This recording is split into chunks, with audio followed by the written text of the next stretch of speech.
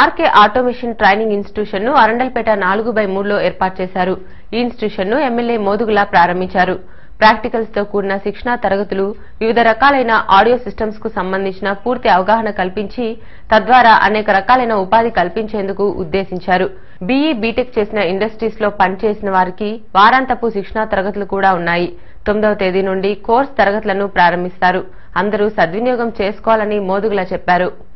Industries కి కొత్తగా engineering complete చేసుకున్న విద్యార్థులు ఇండస్ట్రీస్ లో ఎట్లా వర్క్ చేయాలనేటువంటి దానికి ఒక బేస్ తొలిమట్టు టెక్నికల్ గా నేర్పడం, ప్రాక్టికల్ గా ఎంత ఫీజిబిలిటీ ఉంటుంది నేర్పడం అనేది ఇది ఒక సంస్థ ముఖ్య ఉద్దేశం.